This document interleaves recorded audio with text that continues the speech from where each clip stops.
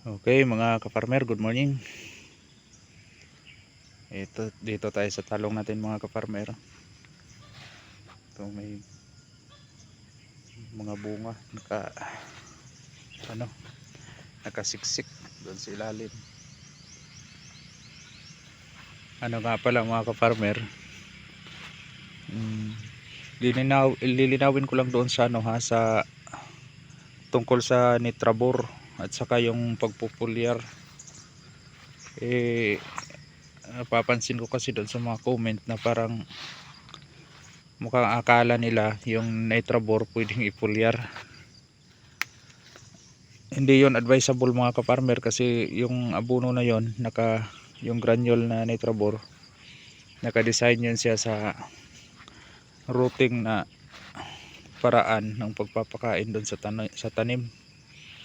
Hindi yun siya pinupulverize, hindi yun siya pwedeng irekta sa dahon dahil hindi maganda magiging resulta niyan. Nakaka-stress yan ng tanim.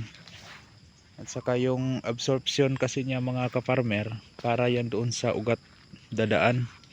Kaya nga yung ginawa natin is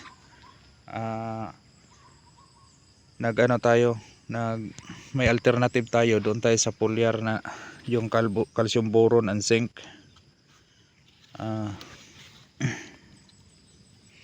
Kaya nga yung foliar na yon, design talaga yun siya na i-spray sa dahon, foliage sa dahon.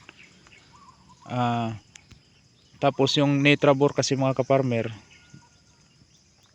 may kulang din doon i-compare doon sa calbosync kasi wala yun siyang zinc.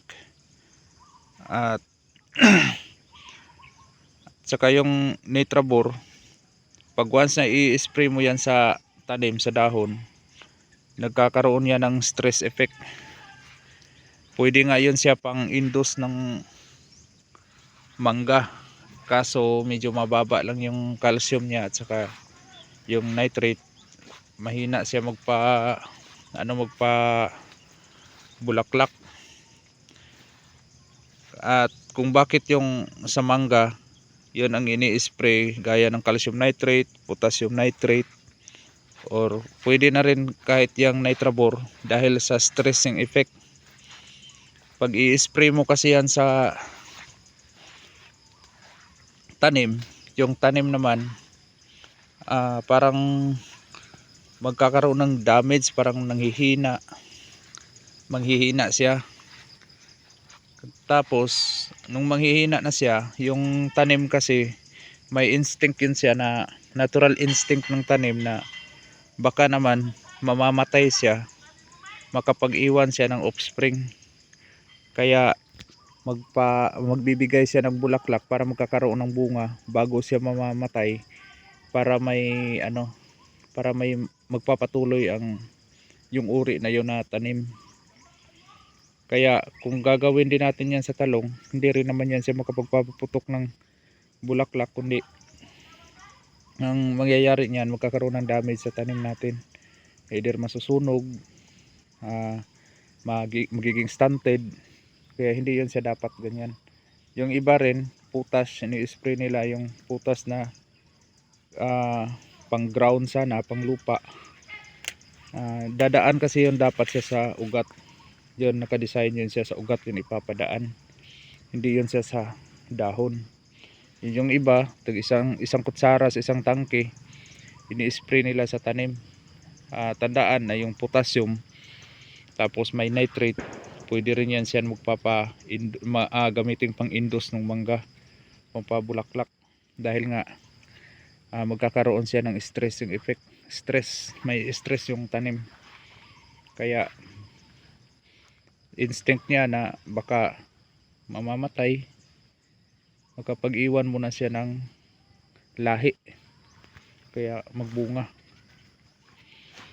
Kaya yun mga ka-farmer, yung sinabi ko na alternative natin sa nitrabor, dahil yung parte ng nitrabor diyan sa lupa, lalo na kulang yung ulan, pinalitan natin ng foliar yung calcium boron and zinc. Yun lang, hindi ibig sabihin na doon natin pinapadaan sa dahon yung nitrabor ang i-spray natin sa dahon, hindi po. Hindi pwede, hindi talaga yan advisable. Magkakaroon pa tuloy ng damage yan sa tanim natin, either masusunog, pag masobra masunog, or ma-stunted yung tanim natin. Tandaan mga ka-farmer, yung mga ano na yan, abono is hindi yan sila organic, kundi synthetic yan eh. Pag synthetic, hindi talaga yan kagaya ng organic na hindi pagbigay ng damage kahit i-rekta mo pa dyan. Gaya ng mga humus, i-spray mo dyan sa tanim, mas maganda. Walang damage, maganda pa yung resulta.